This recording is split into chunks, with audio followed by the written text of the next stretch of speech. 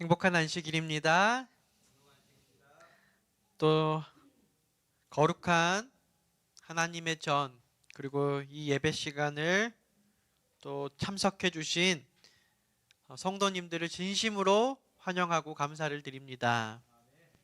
어떤 마음을 가지고 또 어떤 상태로 하나님께 나와오시는지 제가 모든 형편을 다 알지 못하지만 하나님께서 여러분들에게 가장 적절한 은혜를 저를 포함하여 여러분들에게 함께 누려주시기를 간절히 바랍니다.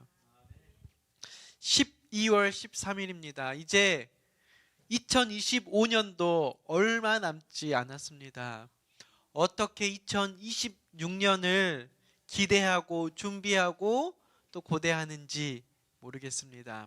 어떤 이들은 새로운 환경 속에서, 새로운 대학에서 혹은 새로운 상태로, 어떤 사람은 크게 변하는 것 없다고 느끼고 있는지 모르겠지만 저희들에게 여전히 하나님께서 선물해 주시는 2026년이 이제 얼마 남지 않았습니다. 우리들이 얼마나 큰 그릇을 준비하는지에 따라 하나님께서 저희들에게 큰 은혜와 축복을 주실 것이라 생각합니다. 오늘의 말씀의 제목은 그리스도 안에서 자라남입니다. 저는 예전에 잘 몰랐는데 우리의 그리스도인의 생활에 그리스도 안에서 자라남이라는 제목은 저는 사실 중요하게 생각하지 않았는데 매우 중요한 부분이라는 사실을 제가 올해 더욱더 크게 깨닫게 되었습니다. 여러분, 종로의 계단의 마지막 챕터가 무엇이었죠?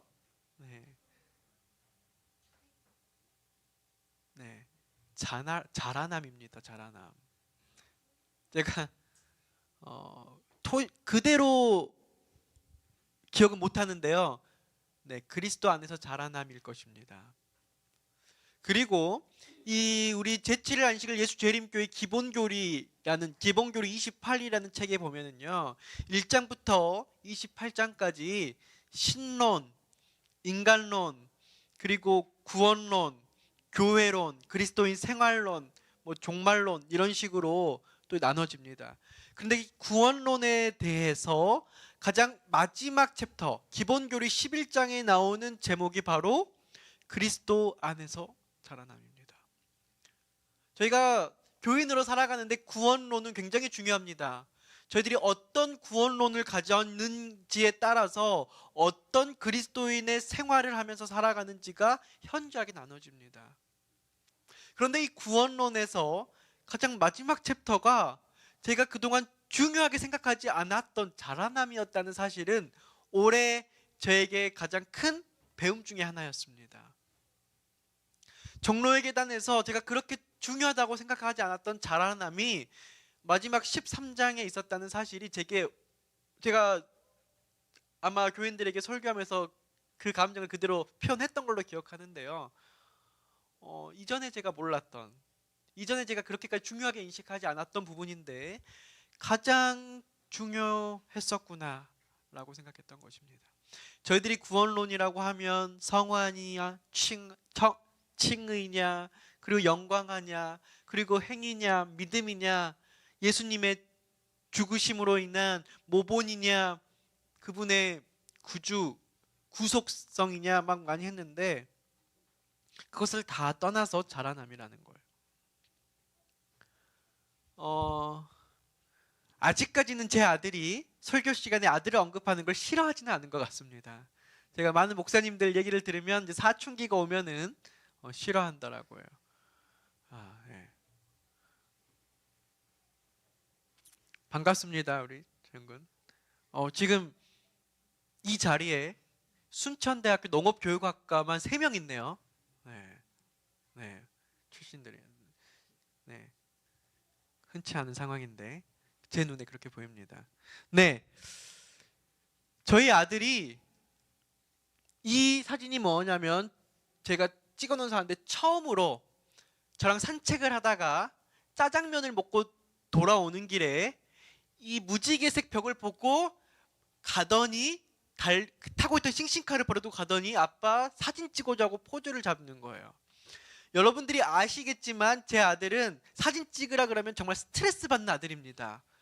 꼭 말도 안 되는 이런 막 얼굴을 가리거나 돌거나 말을 정말 안 들어 사진 찍는 게 어려운데 아이가 사진을 찍어달라고 포즈를 잡는데 얼마나 기분이 좋았는지 몰라요. 제가 이때 느꼈던 생각이 우리 아이가 좀 컸구나였어요.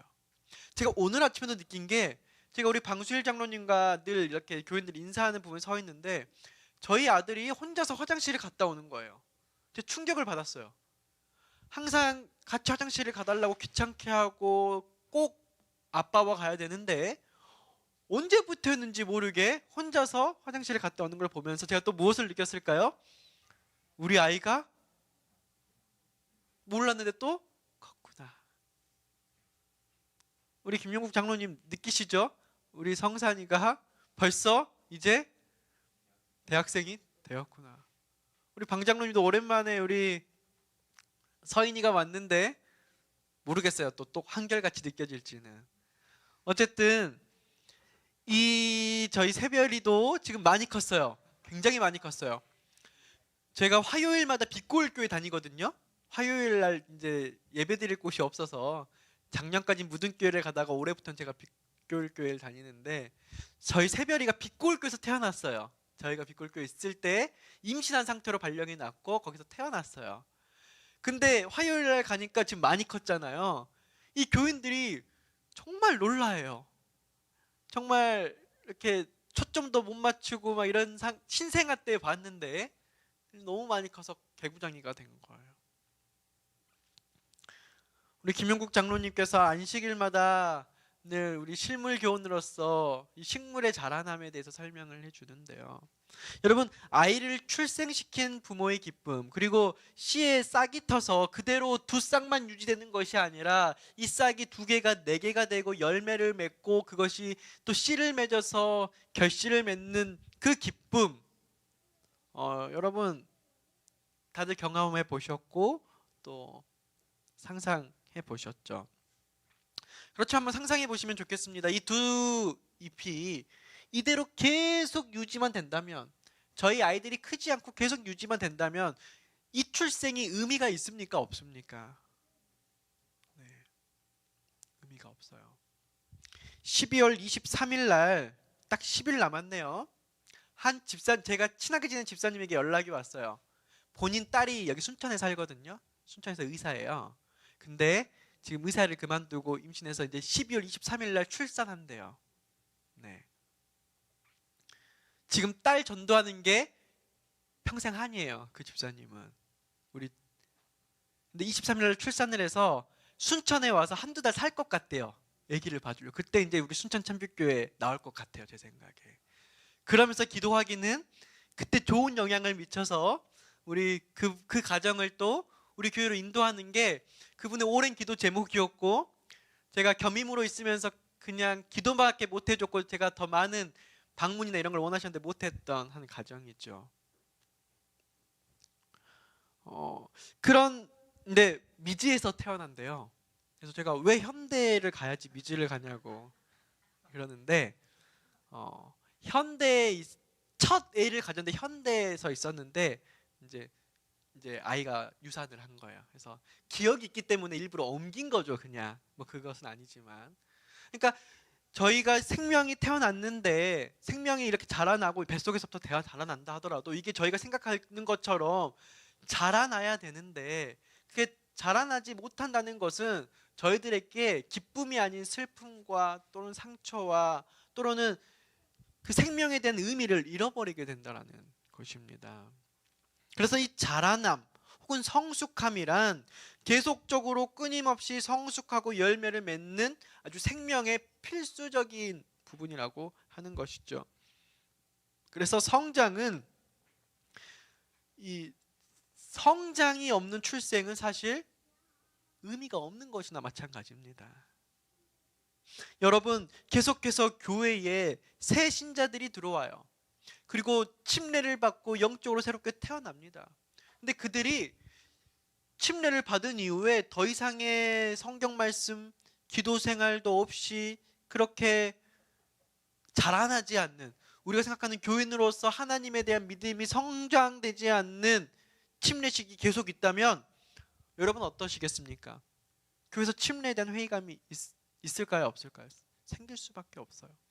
오늘날 많은 전도회, 하나님의 말씀을 듣고 뭔가 새로운 세상에 대한 그 진리를 전해주는데 그걸로 딱 끝이에요.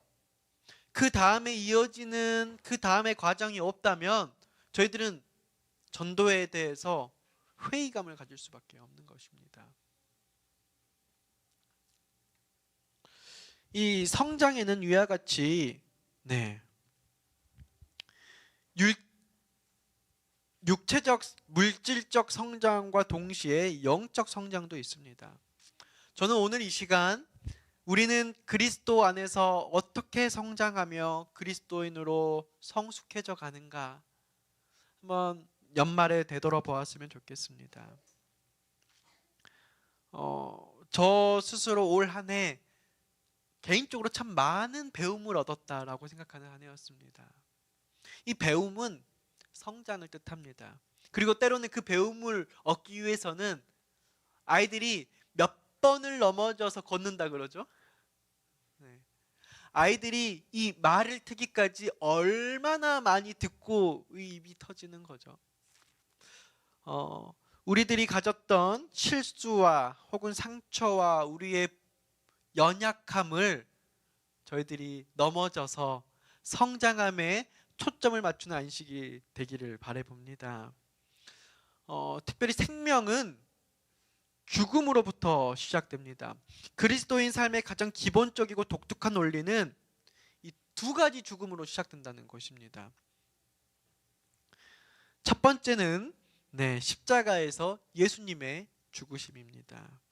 예수님의 죽으심으로 우리는 생명을 얻었습니다. 그리스도의 죽음은 사탄의 지배로부터 자유롭게 하며 죄의 정죄로부터 자유롭게 하며 죄의 삭신 사망으로부터 자유롭게 하며 하나님과 사람 사이에 화목을 가지고 옵니다. 요한일서 1장 7절에 보면은 그 아들 누구의 피가? 예수의 피가 우리를 모든 죄에서 깨끗하게 하실 것이요.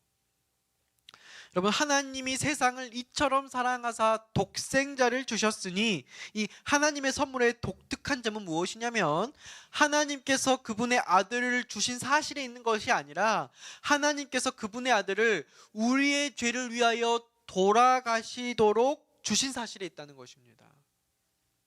십자가 없이는 죄의 용서도 영생도 사탄으로부터의 승리도 있을 수 없다는 것이에요. 하나님께서 독생자를 주신 것 그 안에는 우리를 위해 죽을 수 있는 것을 허용할 독생자를 주는 것이 진정한 의미가 있는 것이죠.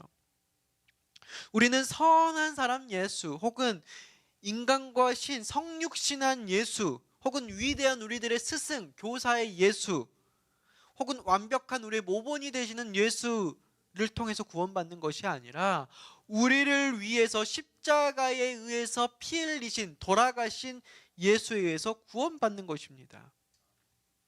그렇기 때문에 십자가는 하나님과 인간 사이의 화목을 가지고 와요.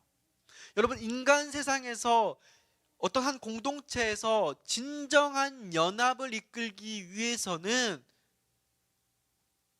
내가 자발적으로 대신하는 손해를 입을 것을 감안한 사람이 생길 때 그곳에 연합이 생긴다라고 제가 어떤 그 책 독후감 있잖아요.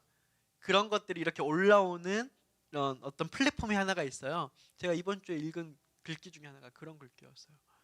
우리 공동체에서 연합을 도모하는 방법은 누군가가 누군가를 대신해서 희생할 각오를 하고 희생하게 나왔을 때 도리어 그 공동체의 진정한 화목이 일어난다는 것이죠.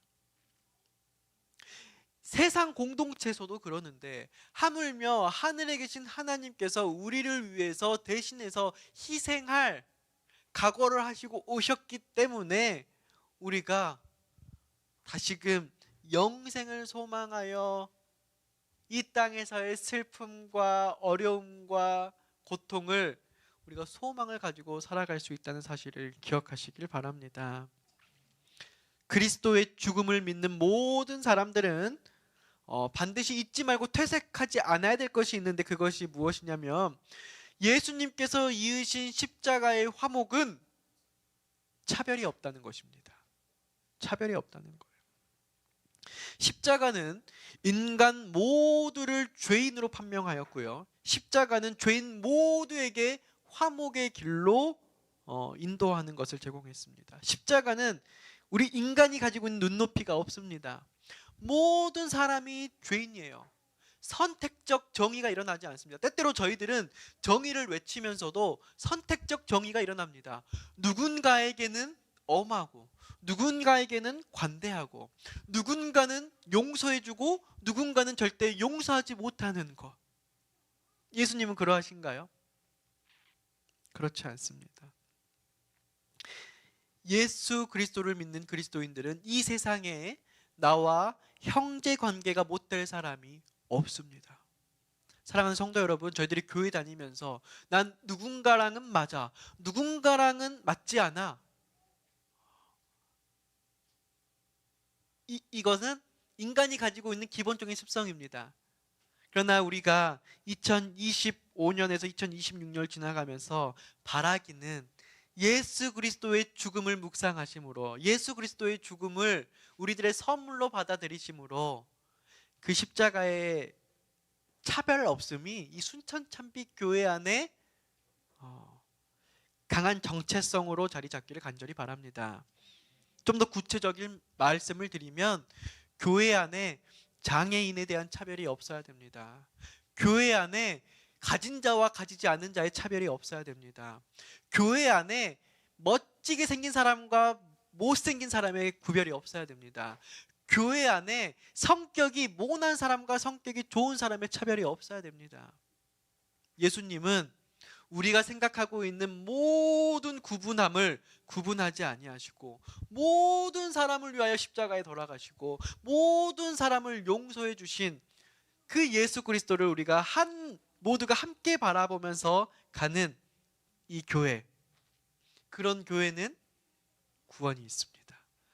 그러나 그런 교회라고 하는데 그러한 성숙과 자라남이 일어나지 않는 교회는 세상보다 고통스러운 곳이 됩니다. 그런 마음이면 세상이면 차라리 마음 편하게 내 맘대로 경쟁 심리를 가지고 살 텐데, 우리가 교회 안에서 세상처럼 살려 그러면 그것만큼 손해보는 삶은 저는 없다고 생각해요. 사랑하는 성도님들이시여, 우리의 힘으로는 되지 않습니다. 우리를 위해서 죽으신 예수 그리스도의 힘을 통하여 2026년을 지나가면서 저희들에게는 완전히 없습니다. 저희들의 부족한 점들이 한 단계 성숙되어져 가기를 간절히 바라봅니다. 두 번째의 생명의 시작은 바로 자아의 죽음으로부터 시작됩니다. 여러분, 갈라디아서 2장 20절로 21절의 말씀에 이렇게 기록되어 있습니다. 내가 그리스도와 함께 십자가에 못 박혔나니. 첫 번째 죽음은 누구요? 예수 그리스도의 죽음이요. 두 번째 죽음은 함께 못 박혀야 될 내 자아의 죽음입니다. 그런즉 이제는 내가 사는 것이 아니요 오직 내 안에 그리스도께서 사시는 것이라. 이제 내가 육체 가운데 사는 것은 나를 사랑하사 나를 위하여 자기 자신을 버리신 하나님의 아들을 믿는 믿음 안에서 사는 것이라. 내가 하나님의 은혜를 패하지 아니하노니 만일 의롭게 되는 것이 율법으로 말미암으면 그리스도께서 헛되이 죽으셨느니라. 내 자아가 살아있으면 누가 헛되이 죽으셨어요? 네. 사랑하는 성도 여러분, 제가 하나님께 2025년을 참 감사하는 것 중에 하나는 제가 이렇게 못났다라는 것을 조금 깨닫는 해이기 때문입니다. 또 제가 제 자신을 솔직하게 볼 수 있는 것에 대한 감사함은 언제부턴가 제가 모르게 그리스도를 위해 살겠노라고 설교하고 그렇게 말하면서 하는데 사소하게 사소하게 나를 위해서 사는 모습들이 자꾸만 쌓여져 가니까 하나님께서 너 그거 알아야 돼 라고 알려주시는 것이 어찌나 감사한지 모르겠어요. 아, 이게 크는 거구나. 이게 성장하는 거구나. 이래서 사람이 있는 자리가 계속 이렇게 바뀌고 환경이 바뀌고 또 이러한 것들을 묵상해보고 기도하고 하나님의 말씀을 들을 수 있는 것이 내가 내 자신을 잘 몰라요. 그래서 하나님께 기도하고 하나님께 이 상황을 묻고 또 내 자신에게 없던 것을 배우면서 하나님, 제가 하나님을 위해 산다라고 말하면서 제 자신을 위해서 살고 있는 제 속마음을 여러분 이렇게 고백할 수 있게 한다는 그 용기가 저는 그게 구원인 것 같아요.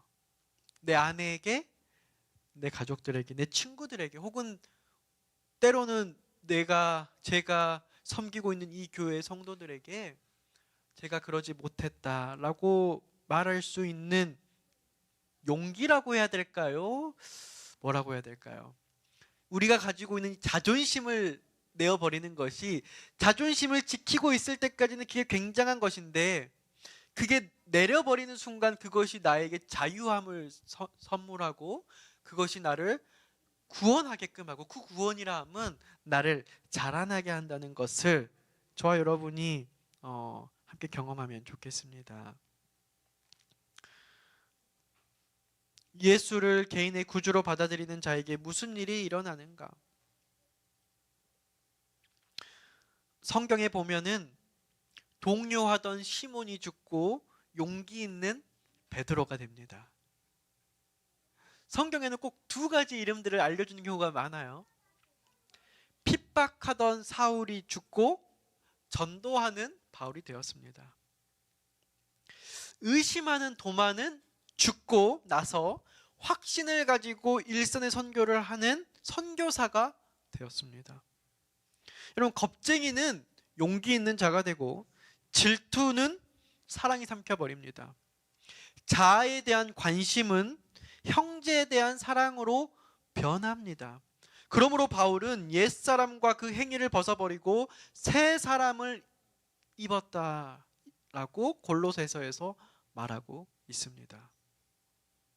저희 교회 안에 있으면 저희 안식일 학교 시간이나 때때로 이렇게 단에 쓰는 우리 설교자분들이나 교과 시간에 재밌는 얘기가 많이 있습니다. 제가 볼 때는 그렇지 않은데 나는 굉장히 성격이 다혈질이다. 나는 뭐 표현이 나오는 사람이다. 뭐 다 그래요.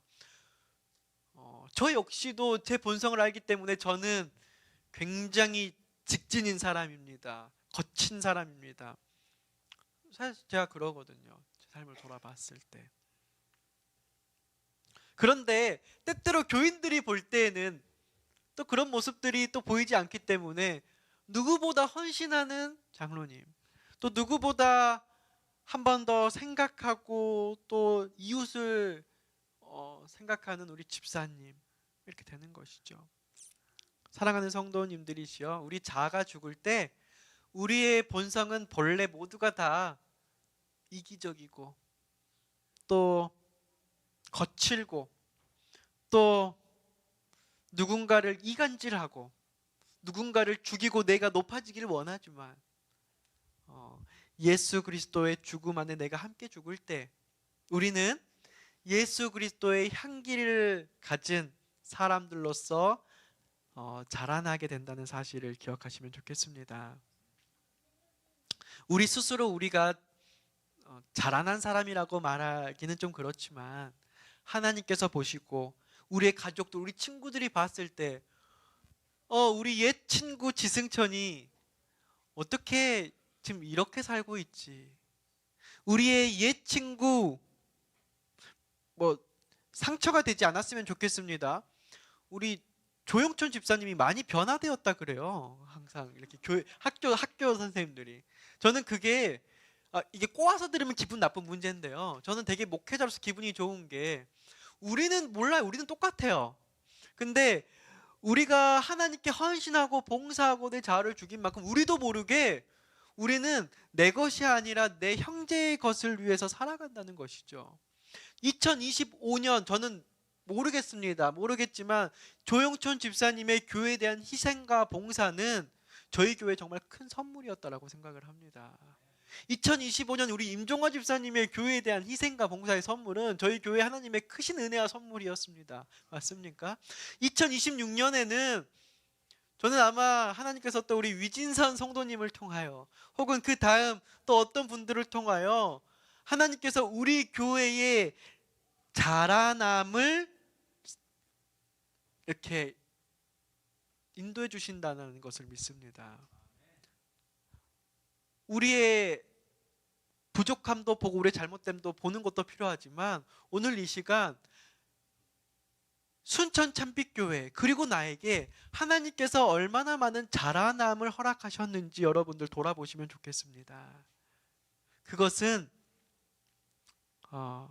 하나님께서 우리와 함께 하사 우리가 그 죽음으로부터 시작됨을 경험했기 때문에 자라남이 있었을 줄 저는 확신합니다. 그래서 그리스도인의 생애에서 자아의 죽음은 선택이 아니라 필수입니다. 그것은 우리 교리의 전부이기도 합니다. 고린도전서 15장 10절 말씀입니다. 이 생명은 그리스도의 죽음과 자아의 죽음은 우리를 새 생애로 인도합니다. 그러나 내가 나 된 것은 하나님의 은혜로 된 것이니 내게 주신 그의 은혜가 헛되지 아니하여 내가 모든 사도보다 더 많이 수고하였으나 내가 한 것이 아니요 오직 나와 함께 하신 하나님의 은혜로다. 우리가 오늘도 하나님의 은혜로 살고 있습니다. 본 회퍼라는 신학자가 유명한 신학자인데 여러분들에게는 익숙할지 익숙하지 않을지 모르겠습니다. 이렇게 말했습니다. 값싼 은혜는 회개 없는 용서를, 교회의 훈육 없는 침례를, 고백 없는 성찬식을, 개인적인 고백 없는 사죄를 설교한다. 값싼 은혜는 죄자됨이 없는 은혜, 십자가가 없는 은혜, 살아계시고 성육하신 예수 그리스도가 없는 은혜이다.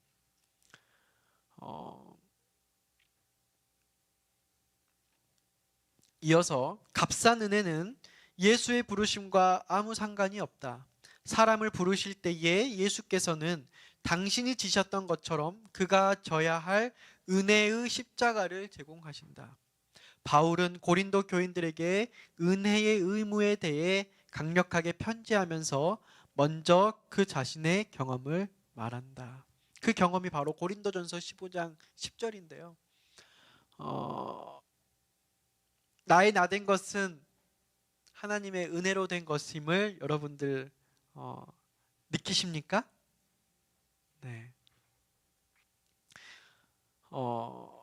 바울은 고린도후서 6장 1절에 신자들에게 호소하기를 우리가 하나님과 함께 일하는 자로서 너희를 권하노니 하나님의 은혜를 헛되이 받지 말라라고 말씀하십니다. 그러므로 그리스도 안에 자라는 것은 매일 그리스도의 뜻을 반영하며 그리스도의 길을 걷게 되도록 성숙한 성장을 하는 것입니다. 하나님께서는 하나님의 은혜 속에 들어오는 모든 자들에게 저마다의 십자가를 지라고 말씀하십니다. 오늘 그 십자가가 무엇인지 저마다 묵상하며 함께 예수 그리스도 십자가에 함께 지는 저와 여러분이 되었으면 좋겠습니다. 그렇다면 이 성숙한 삶의 특징과 그 지속적인 성장의 표는 무엇일까? 7가지로 간단하게 살펴보면서 오늘 말씀을 정리해 보면 좋겠습니다. 첫 번째로는 성령의 삶입니다. 무릇 하나님의 영으로 인도함을 받는 사람은 곧 하나님의 아들이라. 성령의 임재함 없이, 성령의 제함 없이 우리는 언제나 우리의 경험과 우리의 생각대로 살려고 하는 순간 넘어질 수밖에 없습니다. 우리 순천 참빛교회 성도님들 정말 2026년에 하루도 빠짐없이 성령님의 성령 충만함을 경험하는 저와 여러분이 되시면 좋겠습니다. 목회자라고 하여서, 목사라고 하여서, 혹은 신앙을 오래한 장로님이라고 하여서 성령님의 임재함 없이 저희들에게 어떠한 교훈도 모본도 그리고 우리의 선생도 될 수가 없습니다. 두 번째로는 사랑과 연합의 생애입니다. 하나님과의 화목, 사람들과의 화목, 원수를 포용하고 원수를 사랑하라는 명령의 수정의 여지는 하나님이 태초부터 영원히 그것을 바꾸실 마음이 없으십니다. 그러니까 우리 마음속에 절대 용서 못할 누군가를 용서할 수 있는 마음을 주시라고 하나님께 날마다 기도하는 성숙한 자라남을 경험하게 되시길 간절히 바랍니다. 물론 이것이 오늘 설교 한 번으로, 우리들의 말 한 번으로 될 수도 있고 되지 않을 수도 있습니다. 끊임없이 조금씩 그것을 경험하는, 그렇게 자라나는. 그래서 우리는 모르지만 새벽이가 오늘 키가 얼만큼 되었는지 스스로 알 수 있을까요? 없지만 주변인들이 느낄 수 있는 그 자라남을, 때때로 저희들은 늘 똑같은 것 같지만 저희들의 주변인들이, 아무개 우리 지승천 목사님은 하나님의 사람으로서 자라남 속에 가고 있는 목사다, 그런 장로님이다, 그런 집사님이다, 그런 우리 성도님이다 라고 구별되는 우리 순천 참빛교회 되었으면 좋겠습니다. 요한복음 13장 34절, 새 계명을 너희에게 주노니 서로 사랑하라. 내가 너희를 사랑한 것 같이 너희도 서로 사랑하라. 때때로 우리는 인간이기 때문에 어떠한 표현 하나만으로, 어떤 오해 하나만으로, 때때로는 어떠한 생각의 차이만으로 깊은 갈등의 관계로 빠질 수도 있습니다. 그러나 우리가 이것 하나만 기억하시면 좋겠습니다. 그 사람도 하나님이 사랑하는 사람이다. 내 자아가 죽으면 그 상대방을 사랑할 수 있는 힘을 하나님께서 언제나 주시는 것 같습니다. 우리의 이웃은 단순히 우리가 소속되어 있는 교회와 교단, 그리고 같은 신앙을 가진 사람만을 말하는 것이 아닙니다. 인종과 피부색과 계급의 구별이 없이 시대의 소망에서 말하기는 우리의 이웃은, 너무나 유명한 말이죠. 우리의 도움을 필요로 하는 모든 사람이 우리가 사랑해야 될 사람입니다.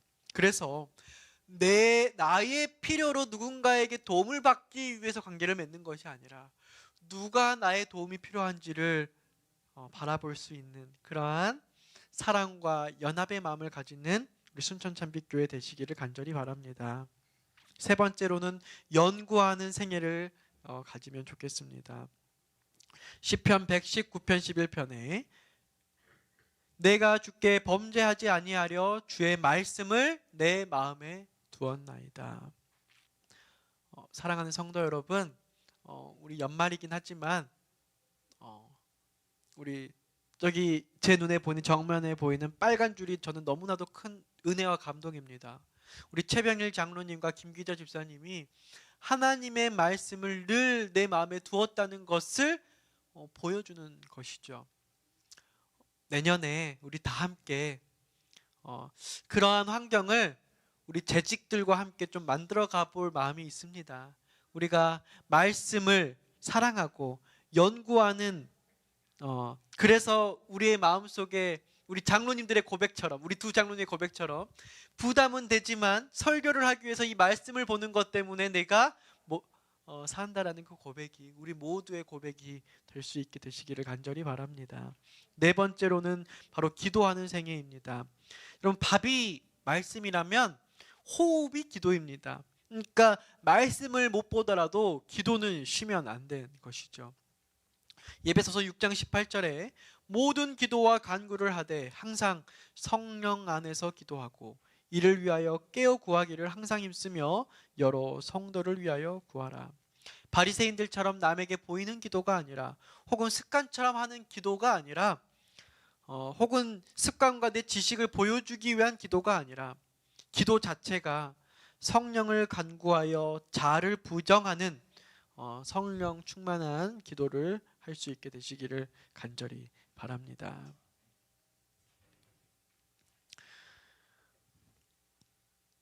제가 할머니 집에, 할머니가 살아 생전에 계셨을 때 효도학교에서 할머니 집에서 잘 때가 많았어요. 그러면 자다가 잠을 깨면요, 늘 할머니께서 저희 옆에 오셔서 방을 따로 방에 잠그시는데, 잠이 들고 나면 문을 열고 저희 방에 오셔서 그렇게 기도를 해주시는 거예요. 주의 종이 될 수 있기를.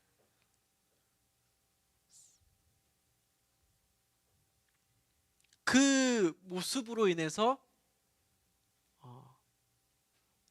제가 에너지와 힘을 받고, 때때로는 제가 하는 목회의 모든 부분이 저와 상관없이 저의 할머니의 기도로 내가 이 목회를 하고 있다는 것을 느껴질 때가 있습니다. 사랑하는 성도 여러분, 때때로 내 신앙이 부족하고 힘들어도요, 내 주변 사람의 기도로 내가 오늘 살아있다고 느끼는 경험을 느낄 때가 있습니다. 그러한 느낌의 간증에 하나님의 영광이 많이 흘러넘치는 수전참빛교회가 될 수 있기를 간절히 바랍니다. 나는 부족했는데, 나는 그저 세상의 이기심으로 살았는데, 아무개 장로님, 우리 교회 기도 용사들을 통하여, 내가 누군가의 기도를 통하여 내가 오늘도 이렇게 서 있고 내가 이렇게 하나님과 함께하고 있습니다. 그러한 고백이 넘쳐날 수 있게 되시기를 간절히 바랍니다. 다섯 번째는 열매 맺는 생애입니다. 요한복음 15장 10절에 내가 아버지의 계명을 지켜 그 사랑 안에 거하였도다. 요한복음 14장 15절에 너희가 나를 사랑하면 나의 계명을 지키라. 요한복음 14장 31절에 내가 아버지를 사랑하는 것과 아버지께서 명하신 대로 행하는 것을 세상이 알게 하려 함이로다. 너무나 잘 아는 말씀이죠. 내 안에 거하라 나도 너희 안에 거하리라. 가지가 포도나무에 붙어 있지 아니하면 스스로 열매를 맺을 수 없음 같이 너희도 내 안에 있지 아니하면 그러하리라. 우리들의 자라남은 나 잘하고 있어, 나 잘하고 있어 라고 이렇게 설명되지 않습니다. 우리의 삶에서 그 열매가 나타나야 되는 것이죠. 그래서 예수님께서는 열매 맺는 것, 그리고 순종, 그리고 예수님의 뜻에 따라 사는 것이 이 영적 성장의 필수 요소라고 말씀하고 있습니다. 네. 여섯 번째로는 영적 전쟁의 생애입니다. 예배소서 6장 12절에 보면은 우리의 씨름은 혈과 육을 상대하는 것이 아니요 통치자들과 권세들과 이 어둠의 세상 주권자들과 하늘에 있는 악의 영들을 상대함이라. 그러므로 하나님의 전신갑주를 취하라. 이는 악한 날에 너희가 능히 대적하고 모든 일을 행한 후에 서기 위함이라. 사랑하는 성도 여러분, 우리 제7일 안식일 예수 재림교회는 일반 개신교인들이 가지고 있는 교리와 관점들 외에 하나 더 서 있습니다. 그것이 무엇입니까? 그것은 바로 대쟁투적 관점입니다. 지금 이 순간에도 우리의 싸움과 우리의 씨름은 어떤 이 세상에서 보여지는 것이 아니라 사단과 하나님 간의 대영적 대쟁투 속에 있다는 것이지요. 그렇기 때문에 저희들은 하나님의 전신갑주를 취해야 합니다. 에베소서 6장 13절로 18절에 진리의 허리띠, 의의 흉배, 평안의 복음에 예비한 것, 그리고 믿음의 방패, 구원의 투구, 성령의 검들을 통하여 우리의 이 여러 가지 요소들을 통하여 우리의 신앙을 지키고 성장시킬 수 있게 되시기를 간절히 바랍니다. 마지막 일곱 번째는 예배, 증언, 그리고 소망의 생애입니다. 이 일곱 가지는 제가 뽑은 것은 아니고요. 우리 기본교리 책에 나와 있는 우리 그리스도의 자라남에 필요한 일곱 가지 부분들을 제가 그대로 가져온 내용들입니다. 사도시대의 공동체를 살펴보면 성령의 능력을 받아 개인적으로 또는 단체적으로 예배, 그리고 친교, 그리고 연구, 그리고 증언이라고 하는 게 간증에서 성정과 성숙을 계속 나타냈다라고 하는 것이죠. 단체적인 예배가 없고 정체성을 갖춘 친교의 활동 무대가 없으면 우리의 성장이 결국 멈추게 됩니다. 그래서 저는 2026년에 이 교회가 더욱더 정체성을 갖는 예배를 자리 잡게 되기를 간절히 바랍니다. 지금도 많이 좋아졌고 더 좋아졌겠지만 그 다음을 바라보는 우리 교회가 되었으면 좋겠습니다. 우리의 친교가 정체성을 갖는 친교가 되었으면 좋겠습니다. 어려운 것 아닙니다. 등산을 가더라도 뭐 하면 돼요? 가기 전에 기도하고 가고, 끝나기 전에 기도하고 헤어지고, 가서 우리 서로를 위해서 기도하면서 서로를 이해해주고, 서로 예배 시간에 못 듣는 얘기를 들어주면서 서로를 대해서 알아가는 것. 그냥 해라고 하니까 하는 것이 아니라, 시간 보내기 위해서 하는 것이 아니라 우리가 함께 하늘 가는 길에서 필요한 친교를 하는 것입니다. 히브리서 10장 24절 25절에 서로 돌아보아 사랑과 선행을 격려하며 모이기를 패하는 어떤 사람들의 습관과 같이 하지 말고 오직 권하여 그 날이 가까움을 볼수록 더욱 그리하자. 여러분, 우리가 자주 보면 좋습니까? 안 좋습니까? 때때로 우리가 의미 없이 자꾸 모이려고 그러면 바쁜 생애를 살아가기 때문에 우리가 무의미하게 느껴질 수 있습니다. 그러나 우리가 만났을 때 우리가 세상에서 잃었던 기력을 거기서 회복하고, 또 우리가 세상에 지쳐서 잊고 있었던 부분들을 서로 우리가 되새기면서 하나님을 함께 바라보며 서로의 마음을 위로해주고 기도해주고 회복을 얻을 때 우리가 모이기를 패하기를 우리가 할 수 없습니다. 우리 순천 참빛교회 여러 가지 모임들이 예정되어 있습니다. 여러분, 연말 찬양의 밤 그냥 나는 관심 없어 하는 것이 아니라 그날 우리가 한 해를 돌아보면서 우리 가정이 혹은 나의 영적 가정이 팀을 이루어 함께 찬양을 나누고 거기에 대한 우리의 간증을 나타낼 때 그 힘이 우리에게 얼마나 큰 복이 될 줄 모르겠습니다. 우리의 송년회 그냥 그저 연말이 돼서 하는 것이 아니라 우리가 함께 모여서 서로 즐겁고 떠들고 놀고 선물하고 마음 먹고 하는 그 의미 있는 세상의 송년회와는 정말 다릅니다. 혹은 또 신년이 돼서 저희들이 같이 해보러 가자 할지 모릅니다. 가서 함께 새해를 위해서 기도하고 또 함께 움직이며 식사하며 이런 곳에서 우리의 예배가 꼭 예배가 이 안식 예배만 말하는 것이 아닙니다. 우리의 모임이 예배가 우리의 간증이 또 우리의 공통된 소망을 느끼는 우리의 모든 모임들이 살아나고 그것이 자라고 그것을 통해서 저희들이 이 모임을 통해서 내가 오늘도 자라남을 경험했고 내가 오늘 살아났구나 느낄 수 있는 그런 교회가 될 수 있기를 간절히 바랍니다. 그리스도인의 생애는 결코 자기라는 원 안에서 사는 생애가 아니라 항상 다른 사람에게 봉사하며 증언하는 일들이 통해 넘쳐나는 생애를 사는 것을 말합니다. 분명히 자기 신앙이 있어야 하지만 공동체만 의지해서 성장하라는 말도 아니지만 우리는 이 공동체 안에서 자기 신앙이 그 공동체에 도움이 되는 교회를 유지하라고 하나님께서는 분명히 명령하고 계십니다. 구원론의 교리적 차원에서 절대로 극단적인 것은 없습니다. 오늘날 우리 교회 안에 편향되지 않는 생애가 서로 때때로 잡아주고 또 서로 때때로 세워주면서 우리가 함께 성장할 때에 우리 모두가 재림의 날에 웃으며 하나님께 칭찬받는 교회가 될 것이라고 생각을 합니다. 오늘은 약간 교리 설교를 드렸는데요. 그리스도 안에서 자라남, 생명은 죽음으로부터 시작됩니다.